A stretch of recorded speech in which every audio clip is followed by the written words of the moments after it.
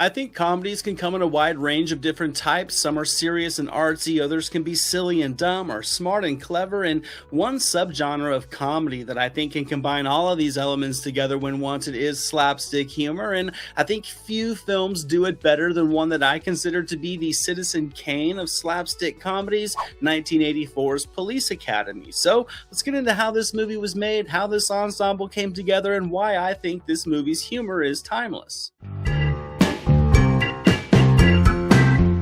What's up, everybody? Thank you as always for stopping by the channel. I'm Anthony DeJoya. This is Movies Never Say Die, your one-stop shop for 80s and 90s retro content. Drop this video a like if you end up enjoying it. Consider subscribing if you haven't done so already so you can catch all my new videos. Now, Police Academy is just a childhood favorite of mine. I think it's one of those light comedies that can just pull you away from your troubles and effortlessly put you in a good mood because of its unconditional silliness. What I think Police Academy really does so well is just blend a talented comedic ensemble cast with a very nimble premise and just strong writing overall. A group of misfits who join the police academy and end up having to work a riot in the finale is a solid backbone to all the character subplots and the injections of non-stop humor. This is a group of human cartoon characters with a wide range of different personality types that are all able to deliver their own brand of humor in this movie. I also think the writing from top to bottom really is built on strong and clever and genuine situational laughs. It doesn't simply rely on raunch and nudity like a lot of comedies during the era were. Now, it certainly has its crude moments and splashes of innuendo and glimpses of nudity, but it's far from the focus. That's how it's done. Who's next? That's me! I love it. I love it. The fun collection of characters and the natural laughs are what takes center stage. I think that's what really keeps much of the comedic material just as being generationally effective. The jokes are juvenile, but they're well-rounded, and the characters are very easily likable, and the slapstick humor really rides the line perfectly without ever being too serious or conversely being way too stupid, which is why I think this movie as a whole plays so well so many years later. Now, the concept for Police Academy actually came from producer Paul Maslansky when he was working on The Right Stuff in 1983. He was in San Francisco working on set, and a group of cadets arrived to work crowd control and proved to be, in his words, fumblingly inept. He also noticed an exasperated superior officer just laying into a couple of the cadets. Naturally, Maslansky found the whole situation to be quite humorous, and when he asked a nearby sergeant about it, he was told that San Francisco actually had an equal opportunity hiring policy and that they had to legally take all the applicants even though they could simply flunk them out of the academy after a couple of weeks of training. And this is when Maslansky immediately thought to himself, what if they didn't want to be flunked out at all? What if they actually did want to make it through training and ended up becoming the next generation of San Francisco's finest? It was humorous to him. That night, Maslansky would write a 2-page treatment. He would give it to Alan Ladd Jr. of the Ladd Company. Ladd Jr. loved the concept, and Police Academy immediately went into development with Neil Israel and Pat Proft writing the first story draft. I'm trapped here? Well, yes. We all are. Now, right out of the gate, Dom DeLuise was wanted to direct, but he was unavailable. Then Maslansky would set his eyes on Hugh Wilson, a surprising choice given Wilson only had a few credits, primarily on the small screen side on his resume at the time. Wilson had just directed a couple episodes of WKRP in Cincinnati that were well received, and since he'd just been turned down the job to direct Amadeus, he accepted even though he knew very little about slapstick comedy. Once he was on board, Wilson was given permission to rework Israel and Proft's script. He immediately began to remove a lot of the sleazier humor, and when he turned his draft into Maslansky, he was told that some of the flatulence just needed to be left in the film, as well as some of the primary comedic gags like the fellatio scene during Lesarge's speech, the beach party sequence, and the shower scenes all needed to be left in. Oh my God, you wouldn't believe it. So with no real wiggle room, in his words, Wilson opted to shoot these scenes as artistically as possible. However, when Maslansky turned Wilson's revised draft into the Ladd Company, it was rejected, and the project was nearly shelved until more than a dozen of the comedic gags were put back in the story, where it was then given the green light for production. Once the story was in place, the job of casting Police Academy would begin, and many actors were interested in the lead role of Carrie Mahoney, with names like Billy Crystal and Rick Moranis and John Travolta and Robin Williams, Jerry Seinfeld, Michael Keaton, Bill Murray, and Judge Reinhold were all in consideration for the part. Tom Hanks and Bruce Willis would actually audition for the parts, but the role would go to Steve Guttenberg, who I personally think knocked it out of the park with his charming and free-spirited performance. Mahoney's a little bit of a dirtbag, but he's a likable dirtbag, and he isn't really mean-spirited except to those that he's relentlessly pranking, and I think Guttenberg's charisma is what makes the character really the strong anchor of this entire film. Now, for the role of Hightower, O.J. Simpson, Carl Weathers, and surprisingly enough, even Hulk Hogan were under consideration before the part would go to former NFLer Bubba Smith. Smith would end up being such a popular character that he would be actually moved up the cast bill to just right behind Steve Guttenberg. The role of Commandant Lassard was actually written for Leslie Nielsen, who's a legend in slapstick comedy, but I personally, again, do think the choice of George Gaines was another perfect casting decision. I think he's really just able to deliver all the just absent-mindedness with a lovable authenticity, and I think Gaines's comedic timing is subtle but just perfect for the needs of this elder statesman.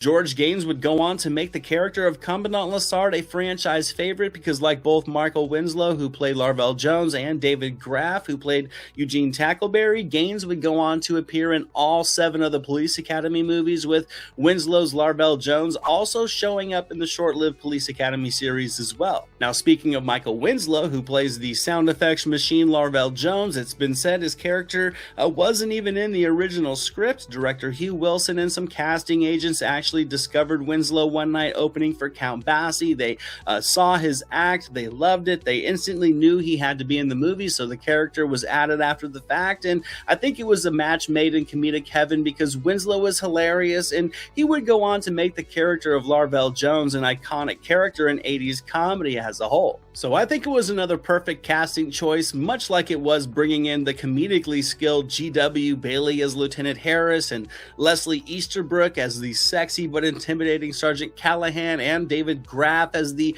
tough but lovable Eugene Tackleberry, and even opting to just cast Kim Cattrall as the love interest from Mahoney. From top to bottom, the cast is perfect for the needs of their roles, and everybody, even down to the small supporting characters, are given opportunities to land laughs and be part of the fun. Do it now, come on! I can't because when I... Do it! Give me your... How was that? Is that okay?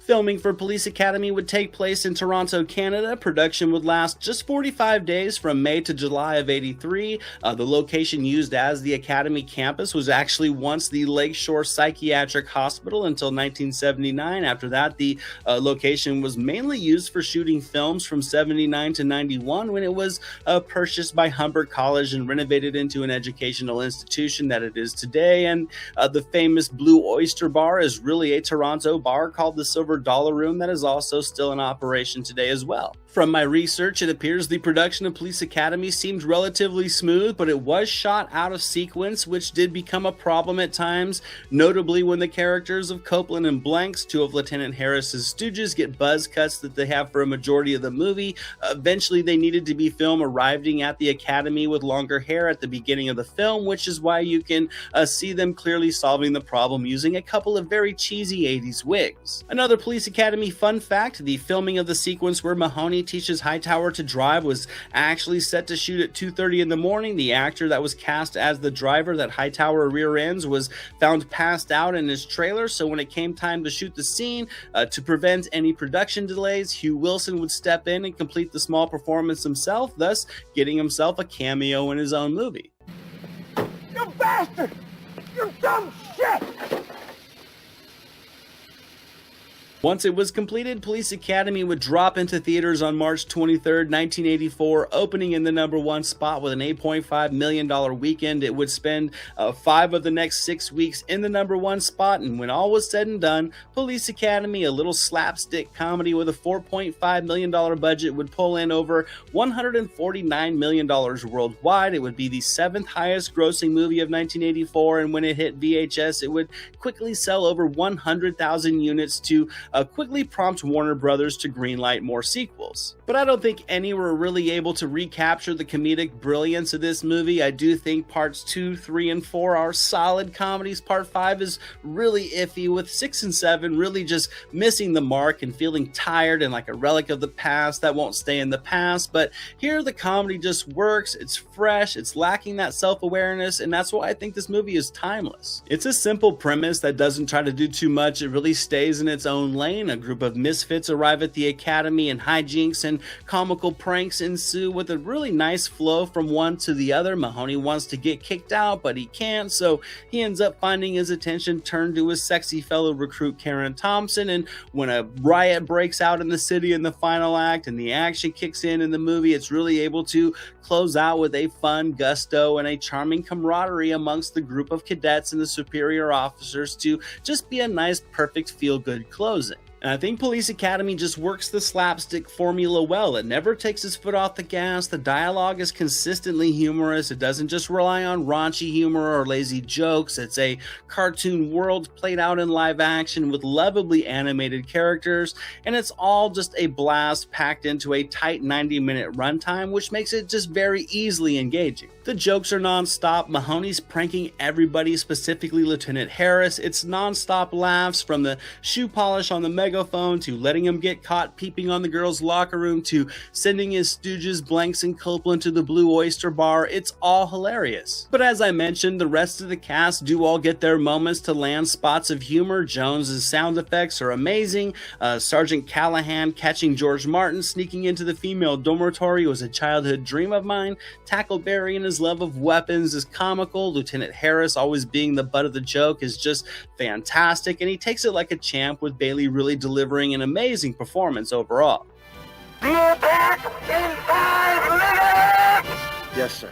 I mean, don't get me wrong, the horse sequence itself is very comical, but really it is Bailey's delivery during the lineup when he questions Mahoney about if he told anybody and then walks the line. That's just such a pristine piece of comedic acting from Bailey. I think it's hysterical, and to me it really is these subtle moments that are what make Police Academy a timeless film. I mean, sure, the big focal gags are amusing. The scene where Mahoney hides the hooker in the podium before Lessard's speech is just delightfully crude. The Blue Oyster Room gag is comical, and smaller comedic bits like Hightower not knowing how to drive do all work well to provide laughs for the film. But I personally think it's some of the more smaller and comedically subtle moments that are what make this movie so much fun, like noticing Mahoney teaching Hightower how to drive using Copeland's car, or Hightower becoming a florist after he leaves the academy, or George Martin using a fake accent to attract women. The layering of the humor has a variety, and it gives the effectiveness of the laughs a lot of range. The performances overall are absolutely perfect for the needs of the film. I think they all gel together about as good as you could hope for a cast this large.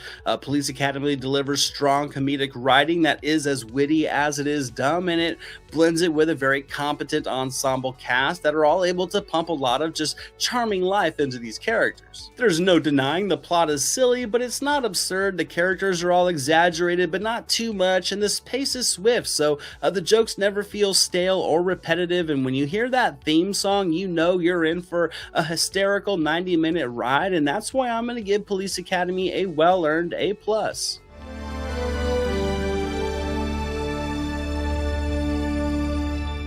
When grading it amongst other slapstick comedies, Police Academy to me is up there as next to Airplane as one of the GOATs in the genre. And that wraps up my retrospective review of 1984's Police Academy, guys. Thank you so much for watching. I appreciate you all. I hope you enjoyed this video. Let me know what you guys think of Police Academy down in the comments. And until the next video, movies never say die. This is Jack Burton in the Pork Chop Express, and I'm talking to whoever's listening out there. Flag of war. You gotta become war. I suppose we have to register you as a lethal weapon. You trying to say Jesus Christ can't hit a curveball?